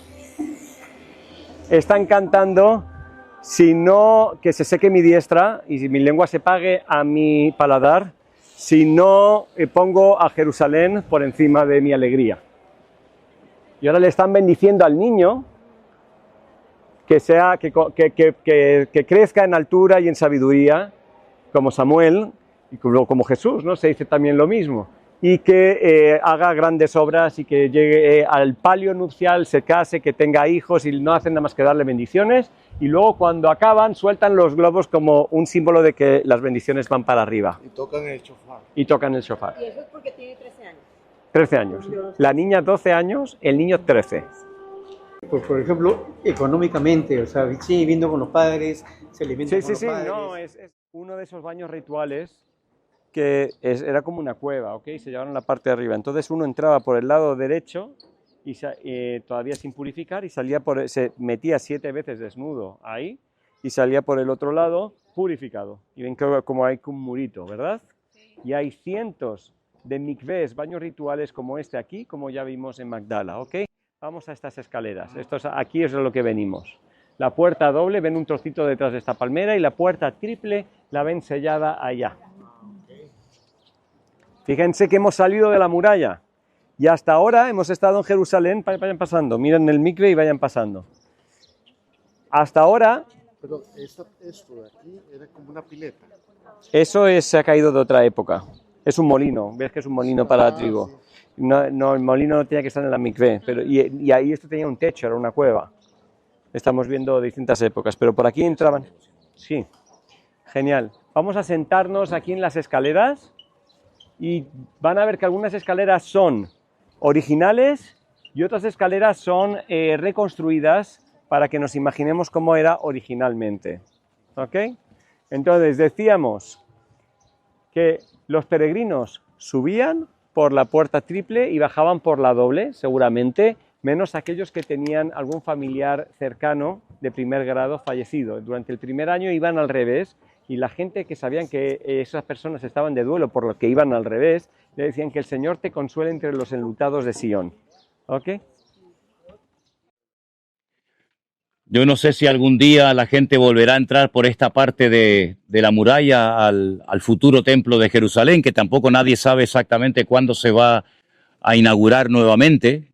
Sí sabemos que va a haber un tercer templo, pero sea como sea, gracias al Señor, que nosotros no necesitamos ni de templo, ni de sacrificios, ni de ningún tipo de ritual, porque lo que tenía que hacer Dios ya lo hizo. El que lo quiera entender, que lo entienda, y el que no, haya él. Hace 2000 años probablemente el Señor Jesucristo entró por aquí, estuvo en este templo y Él fue el mismo que dijo, ¿veis todo esto? No quedará piedra sobre piedra que no sea destruida. ¿Y se cumplió o no? Se cumplió literalmente. Lo dijo aquí arriba en este monte, el monte Moriah. Lean Mateo 24 detenidamente cuando los discípulos le dicen, Señor, mira el templo, qué bonito, las piedras. Y el Señor le dijo, no va a quedar piedra sobre piedra que no sea destruida. Cruzaron el torrente del Cedrón y en la otra parte ya leemos la respuesta que le dio el Señor cuando le dijeron, Señor, ¿cuándo y qué señal habrá de tu venida y del fin del siglo? La pregunta la hicieron aquí, o la declaración más bien la hizo aquí, la pregunta la hicieron allí y allí fue la respuesta. Uno cuando lee la Biblia parece que todo está en el mismo sitio, pero no es así. Aquí dijo algo y allí les respondió a 4 de sus discípulos que eran los que tenían interés. ¿Por qué no le preguntaron los 12? Bueno, lo mismo pasa hoy en día, ¿no? Alguien predica en la iglesia un mensaje, da una enseñanza y después no viene todo el mundo a preguntar. Es decir, si él tenía 12 y solamente vinieron 4 a preguntarle, quiere decir que a los demás a lo mejor no les interesaba la respuesta, ¿no? O no estaban interesados por saber qué iba a pasar de aquí a un tiempo más tarde. La cruda realidad es que este templo lo destruyeron los romanos hace 2000 años. Y aquí no se ha vuelto a levantar de momento. Sí, hoy ustedes van a visitar el Museo del Templo, donde en principio está todo preparado y dispuesto para inaugurar el templo en cualquier otro momento, pero la cruda realidad es que hoy en día aquí no hay templo. Y vuelvo a repetir, y aunque hubiera el templo ahora mismo, y subieran miles o millones de judíos o de personas a celebrar sus sacrificios, yo honestamente no necesitaría en absoluto, y me imagino que muchos de ustedes también lo tienen claro, subir a derramar la sangre de una oveja, de un cordero, de una cabra, porque la sangre de todos esos animales no puede perdonar los pecados absolutamente de nadie. Solamente la sangre de Jesús lo puede hacer. Y además sabemos, cosas que muchos de ellos no saben, porque como no leen el Nuevo Testamento y algunos lo tienen prohibido, pues se pierden la información de que aunque levanten el tercer templo, otra vez se lo van a reventar. Otra vez lo van a destruir. Porque el templo del milenio no tiene nada que ver con el templo que se va a volver a reconstruir aquí. Así que quieren volver a recuperar una gloria que no van a recuperar jamás, porque la gloria no viene por levantar un edificio. La gloria viene cuando pones tu vida en las manos del Señor. Pero algunos siguen, como decimos en Canarias, que si el templo, que si las ovejitas, los levitas, los sacerdotes y tal. Bueno, pues nada, si algunos quieren seguir en eso, pero ya Dios hizo y dijo lo que tenía que decir hace 2000 años. Habló la última vez bien fuerte y bien claro. Y acabo de grabar el devocional de mañana, que está basado en Juan 3:16, que ¿quién no sabe ese versículo de memoria? Que de tal manera amó Dios al mundo, que ha dado a su Hijo unigénito para que todo aquel que en él cree no se pierda, mas tenga vida eterna. Eso está en vigor. Eso está en vigor. Ya Dios envió a su Hijo. Algunos creyeron en él, otros le rechazaron, pero los brazos de Dios siguen estando abiertos. Lo que no entiendo, cómo hay personas que conociendo todo esto todavía le rechazan y todavía pues piensan que hay otras maneras, otros caminos, otras formas. Y dijo él, yo soy el camino. No un camino. Yo soy el único camino. La verdad y la vida. Y nadie va a ir al Padre sino solamente a través de mí. Sí, más claro imposible, ¿no? Bueno, esto está muy interesante ver todo esto, escuchar todas estas explicaciones, pero ¿saben una cosa? Cuando vengo aquí a esta ciudad, estoy cada día más convencido que he conocido la verdad, porque la verdad es Cristo. Y es triste, ¿no?, ver que muchas personas están esperando algo que honestamente no va a servir de nada, sino todo lo contrario. El anticristo, según la Biblia, va a profanar el templo. Se va a sentar en el templo de Dios haciéndose pasar por Dios y lo va a volver a profanar. Es decir, 2000 años esperando la reconstrucción de un templo para que a los 3 años y medio de su apertura oficial lo vuelvan a profanar y otra vez volvemos a las andadas. Y es que parece como que el hombre no termina de aprender, tropieza y tropieza y tropieza. Pero qué paciencia la de Dios, ¿no? Qué misericordia la de Dios, que ya habló, ya hizo todo lo que tenía que hacer, pero todavía tratamos nosotros a través de nuestros sacrificios y liturgias y rituales, tratar de hacer un pulso con Dios, ¿no? Sí, eso está muy bien. Yo no descarto eso, dirán algunos, pero es que no hay pero que valga. Con Dios no hay pero. O estás con Él o estás contra Él. Aquí no hay término medio. No es que, bueno, yo respeto. La diplomacia en el Evangelio no existe. El Señor Jesucristo dice, venid a mí los trabajados y cargados, que yo os haré descansar. Si tú quieres buscar descanso y alivio para tu alma, sigue buscando, pero no la vas a encontrar, porque el hueco, el vacío de tu corazón solamente lo puede llenar el Señor. Ahora, usted puede creer en lo que quiera, usted es libre, pero al final del camino te vas a dar cuenta de que estás dando vueltas y vueltas en círculo y no terminas de encontrar la verdad, porque fuera de Cristo no hay verdad.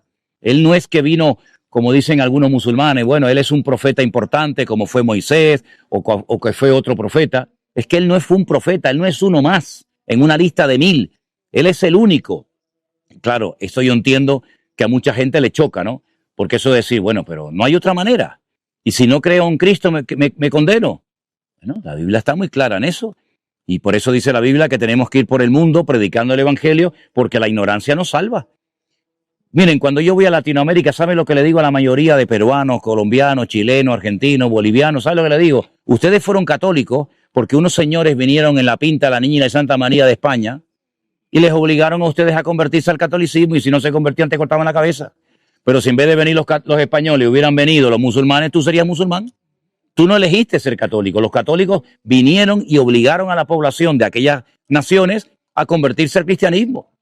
Entonces tú no elegiste. A ti te presionaron desde niño. Prueba de ello que tú ni hablabas ni te enterabas de nada y ya te estaban bautizando. Fíjate tú. Y así fue a lo largo de nuestra vida. Todo era por presión. Allí no se podía preguntar, allí no se podía ir en contra. ¿Por qué? Porque si no eras un rebelde, si no eras un desobediente. Pero el Señor Jesucristo vino a darnos libertad. Usted hoy puede decidir sí o no, creo o no creo. Y eso es lo que me gusta de ser cristiano, que el Señor Jesucristo toca a la puerta de tu corazón, y si usted se hace el loco y no quiere saber nada de Él, bueno, pues tú te lo pierdes. Pero nunca podrás decir, no tuve la oportunidad de conocer la verdad, de conocer a Cristo. Usted quiere quedarse con la religión que heredó de sus padres porque tiene miedo de, claro, es que mi papá fue así y mi madre fue asado. Bueno, pero hay que comprobar si lo que hemos recibido como herencia espiritual era la verdad o era simplemente una religión que en la mayoría de los casos iba en contra de la palabra de Dios. ¿Con quién chocó más Jesucristo en esta ciudad? Con los religiosos. Los calificativos que usó el Señor Jesucristo para hablarle a todos estos fueron tremendos. Llegó a decir cosas, pero que hoy en día tú las dices aquí, te apedrean aquí mismo. Ustedes son de vuestro padre el diablo. Vete ahí y dile a eso a ellos. Te matan. Sepulcros blanqueados, serpientes, generación de víboras, que traigáis coláis el mosquito y os traigáis el camello. Madre mía, pero es que dijo cosas tremendas. Pero es que la religión no salva. Ninguna, ¿eh? ¿Y cuántas veces yo he dicho que Jesucristo no era evangélico? Algunos piensan que Jesucristo era evangélico. Sería católico tampoco. Si no existían los evangélicos, no existían los católicos en aquella época. Jesucristo era judío, pero al mismo tiempo era el Hijo de Dios que vino a este mundo a morir por nosotros en una cruz. Y ese es el mensaje que tenemos que dar al mundo, porque si no aceptan a Jesucristo, todos los rezos, todo lo que hagan no sirve absolutamente de nada, absolutamente de nada. Pero me da igual si lo hace un judío, un musulmán o un católico. Porque, por ejemplo, antiguamente en España había una fiesta que la gente se crucificaba. Se crucificaban, llevaban cruces y se daban latigazos y cadenas y de rodillas, que todavía existe en muchas partes del mundo. Si yo me puedo salvar haciendo algo, si yo haciendo algo, una penitencia grande, me puedo salvar, ¿para qué vino Jesucristo? Si yo me puedo salvar, no hace falta que venga. Pero es que nadie se puede salvar por sí mismo. Sin Jesucristo no hay solución, no hay esperanza, no hay respuesta, no hay perdón de pecados. Entonces, aceptemos al Señor Jesucristo en nuestras vidas, no sigas peleando con Él, porque cuando aceptas al Señor, ¿sabe lo que dice la mayoría de la gente? Y me lo dijeron hace poco en Tenerife. ¿Por qué no habré aceptado a Cristo antes? ¿Por qué peleé tantos años contra Él? Te puedes perder tantas bendiciones. Entonces, hermanos, sí, mira, oímos de las piedras, de la arqueología, pero lo principal, lo que tenemos que tener, ya lo tenemos en el corazón. Y sin Él, no tienes nada. Él mismo lo dijo, separados de mí, nada podéis hacer, nada podéis hacer. Así que si ahora mismo abrieran esa puerta y dijeran, pueden subir arriba, hacer sacrificios y tal, bueno, yo honestamente no tendría que subir ahí para nada. ¿Algunos de ustedes sí o no?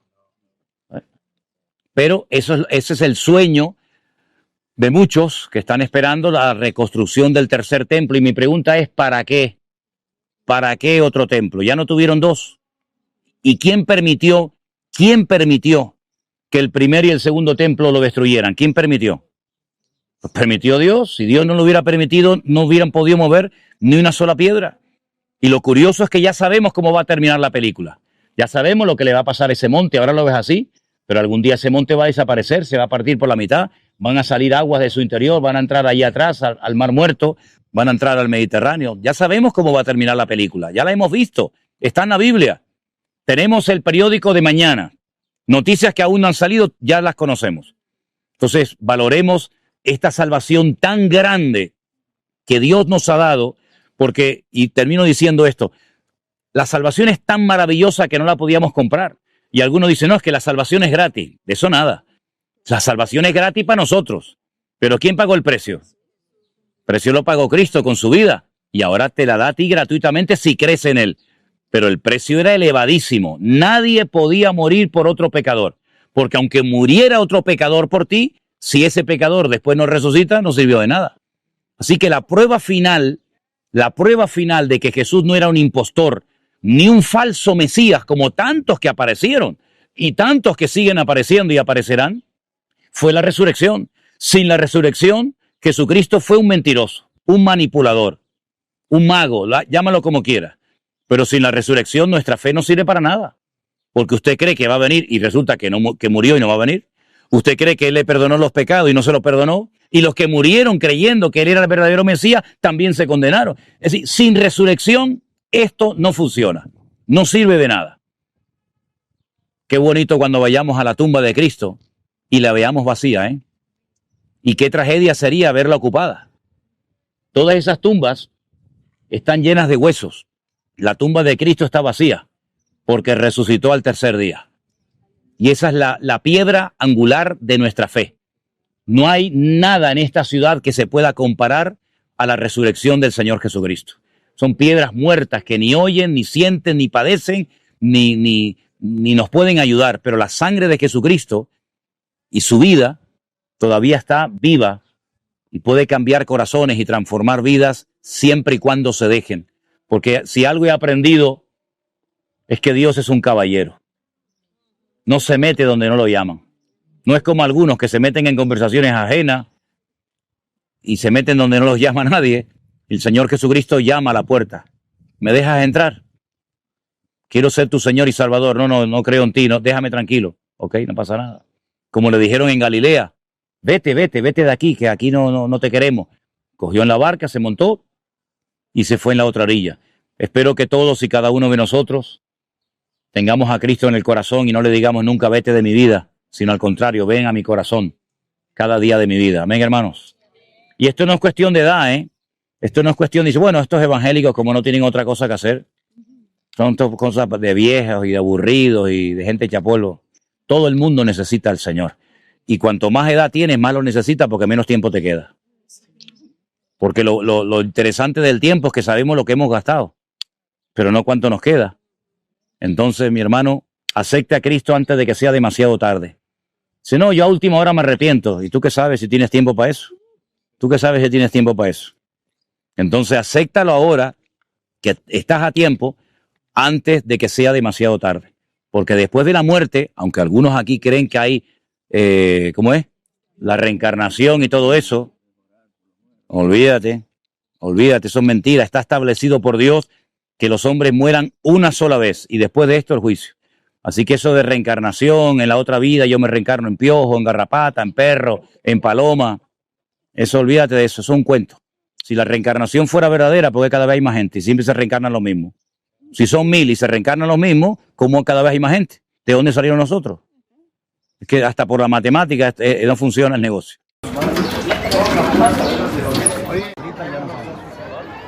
Ah, vale. Mira, lo que pueda llevar allí, pero para llevarla allí. Para el judaísmo este es el sitio más sagrado del mundo, ¿vale? El famoso muro de los lamentos, como lo llaman vulgarmente, el muro del Kotel Hammaraví. Entonces, tienen que venir supuestamente aquí 3 veces al día a orar, por la mañana, por la tarde y por la noche, a las horas en las que se hacían los sacrificios, que ahora dice que como ya no pueden hacer sacrificios, porque al no haber templo, al no haber altar, no pueden ofrecer sacrificios, pues sustituyen esos sacrificios por oraciones. Yo siempre he dicho que una de las peores cosas que el hombre ha inventado es la religión, de verdad. Me da igual cualquiera, me da igual la que sea. Yo la religiosidad, la religión es que algo que odio, porque es que hace que la persona cree que es libre y lo convierte en un robot, lo convierte en un esclavo. Una vez le dije a una persona allí en España, yo sé que hay gente que le gusta levantarse muy temprano y orar de madrugada, lo cual me parece excelente. Pero una pregunta, si yo me levanto un día a las 10 de la mañana, ¿la oración tiene menos eficacia que si me levanto a las 5 de la mañana? Sin embargo, hay creyentes que tienen como ciertos hábitos religiosos. No, la Santa Cena tiene que ser con una copa, no, tiene que ser de pie, no, tiene que ser sentado. Todos esos actos de religiosidad lo que hacen es que muchas veces nos hacen creer que nosotros estamos en la posesión de la verdad y que todos los que no son como nosotros o opinan diferente están totalmente equivocados. Y eso es uno de los graves errores que yo muchas veces he visto en las iglesias. Por eso una de las cosas que destaca y que se diferencia el Centro Evangélico Vida Nueva de otras iglesias o denominaciones, aunque nosotros no somos una denominación, es que usted, por ejemplo, verá en nuestros congresos y en nuestros cultos gente que está tocando las palmas, cantando una canción, y gente que no la está tocando, o gente que levanta las manos y gente que no levanta las manos. Ni el que las levanta o toca las palmas tiene que cuestionar al otro, ni el otro tiene que cuestionar al uno.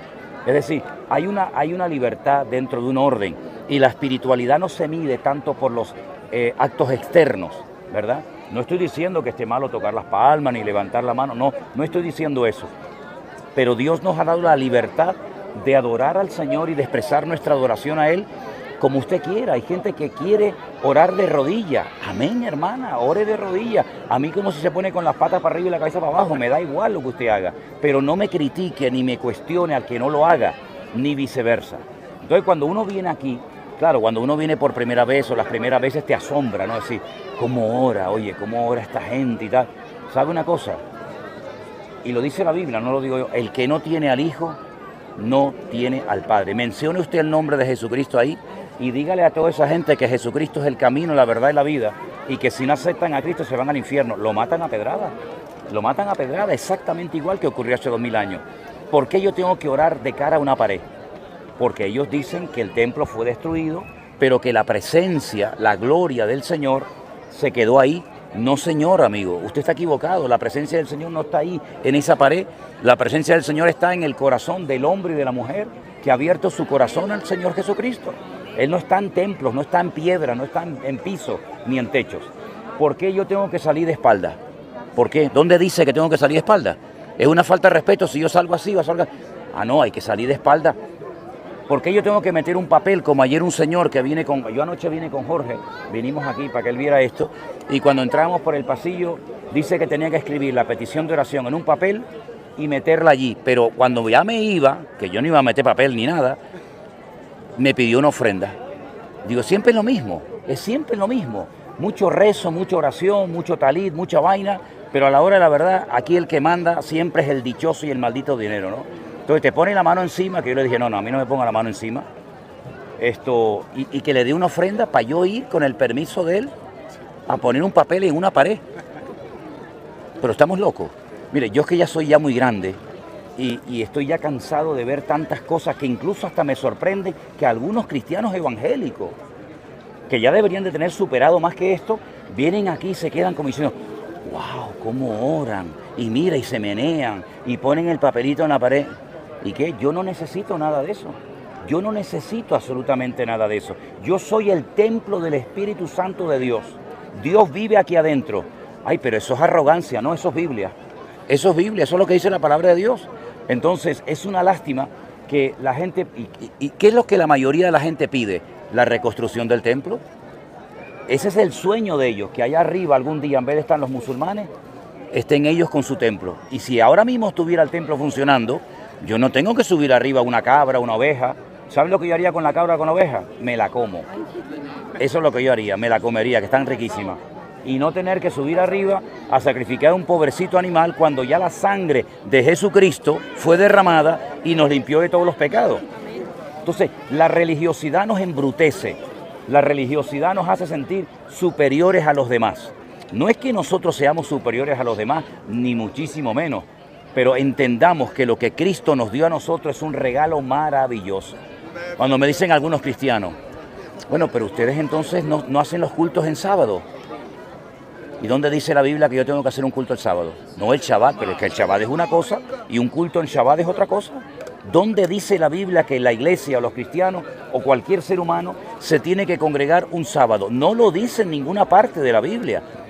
No lo dice en ninguna parte. Yo me puedo reunir el sábado, el lunes, el miércoles, el domingo, sin ningún problema. Sin ningún problema, somos libres para adorar a Dios por la mañana, por la tarde, por la noche, de pie, sentado. Tienen un libro que yo lo compré porque, bueno, estaba estudiando hebreo y para aprender vocabulario y tal, que se llama el Sidur. A mí, ¿saben lo que me recuerda el libro de oraciones de ellos? El Misal. Cuando yo era católico teníamos un librito con el Dios te salve María, llena eres de gracia, con toda aquella parafernalia, que yo necesito un libro para hablar con mi Dios. Pero ¿qué estamos diciendo? Yo no necesito ningún libro. Bueno, pues usted va a ver a mucha gente que tienen que leer con el libro, que tienen que hacer oraciones por la mañana, por la tarde, por la noche. Si se les junta la de la tarde con la noche, ya tienen que venir corriendo, porque tú imagínate la culpabilidad que les viene. Entonces, está bien ver todo esto, pero ¿saben lo que me pasa a mí cuando veo todo esto? Que me refuerzo en mi fe. Le doy gracias a Dios por lo libre que nos ha hecho el Señor Jesucristo. Tú imagínate que tienen que venir de todo el mundo aquí a este muro, porque no pueden ir a cualquier muro del mundo, tienen que venir a este. Y eso no dice la Biblia, dice, yo estaré con vosotros todos los días hasta el fin del mundo. ¿Dónde? En cualquier parte. Donde hay una oración que ellos hacen, que cuando tienen que hacerla, tienen que juntarse 10 hombres, un minyan, 10 hombres. Si no hay 10 hombres, no la pueden hacer. ¿Saben lo que dijo Cristo? Donde hay 2 o 3 reunidos en mi nombre, allí estoy yo en medio de ellos. Otro bombazo más a la religiosidad. Y así podríamos enumerar un montón de cosas. Un amigo mío colombiano que vive aquí, un día vino aquí y le dijo a uno de los que oran por aquí, a un rabino, ¿me podría traer una Biblia? Hablaba del Antiguo Testamento completo. No la encontraban. Tienes el libro de los Salmos, tienes el Talmud, tienes el libro del rabino fulanito de tal, el libro de la Mishnah de no sé quién. No, yo quiero una Biblia completa. No la encontraron. No la encontraron. Porque se limitan a repetir y a repetir y a repetir los rezos, que es lo que hacíamos nosotros. Yo he dirigido el rosario, yo me lo sé de memoria, cada bolita, lo que es, los Padres Nuestros, los Dios te salve. Muchos de ellos tienen que repetir y repetir y repetir y repetir, pero escuchen, no es que mañana por la mañana tienen que hacer una oración diferente a la que hicieron hoy. No, la de mañana a la mañana es igual que la de hoy, y la de pasado mañana exactamente igual. Entonces Dios quiere eso de tu vida, como los loros, repitiendo de memoria, que por ejemplo anoche cuando veníamos, pues están orando y están con el teléfono y están mirando a quién entró y quién no entró, cuando dijo el Señor hace 2000 años, y estos días lo hemos visto aquí, muy cerca de aquí, les gusta orar en las esquinas para ser vistos por los hombres. De cierto os digo que ya tienen su recompensa. ¿Qué dijo el Señor? ¿Quieres orar? ¿Quieres hablar conmigo? Vete a tu casa, cierra la puerta, no te tiene por qué estar viendo nadie. Pero, por ejemplo, los días sábados por la mañana, cuando salíamos por ahí a caminar, pues estaba el rabino y hacía tocar un shofar chiquitito para que tú viraras la cabeza y entonces se ponía a orar para que tú lo vieras. Volvemos otra vez a lo que hacían hace 2000 años. Es increíble. No visten con la ropa de la época, van en coche en vez de en camello, pero es el mismo espíritu, la misma actitud. Y de verdad que qué hermoso es ser creyente en el Señor Jesucristo, que nos ha hecho libres, nos ha sacado de la religiosidad. No tengo que repetir 50 Padre Nuestro para que Dios me oiga, sino que, ¿se acuerdan aquella mujer de la Biblia que oraba y apenas movía los labios? Y el Señor la escuchó, ¿verdad? Entonces, ya digo, es muy bonito ver todo esto. Esa escalera de madera que ven ahí, ese puente, es para que puedan subir los que no son musulmanes. Los que son musulmanes entran por otro sitio, pero los que no son musulmanes, si quieren subir arriba, tienen que subir por ese puente de madera, ¿verdad? Y ahí arriba ya suben. Es verdad que algún día habrá algún templo, es verdad, pero ¿sabe qué? Ellos no saben que ese templo, a los 3 años y medio de que lo inauguren, se lo van a destruir otra vez, se lo van a profanar. Nosotros lo sabemos. ¿Por qué? Porque ellos han arrancado 27 libros de la Biblia. Nosotros tenemos todos los libros de la Biblia, por lo tanto tenemos toda la información. Entonces, disfruten de la libertad de ser un hijo de Dios, imiten lo bueno y no lo malo, y cuando vayan a sus iglesias, no piensen que todo lo que se hace es malo, sino que, como yo digo, aprendan de todo, cómanse el pescado y dejen las espinas a un lado, ¿de acuerdo? Es verdad que hay que orar más, es verdad que hay que memorizar más la palabra, pero cualquiera de nosotros acerca del Mesías y del Señor Jesucristo sabe más que muchos de ellos, porque no quieren saber nada del Señor. Esa es la cruda y la triste realidad. No quieren saber nada de Jesucristo. Ni siquiera son capaces de pronunciar su nombre verdadero, sino que emplean otro nombre mucho más feo.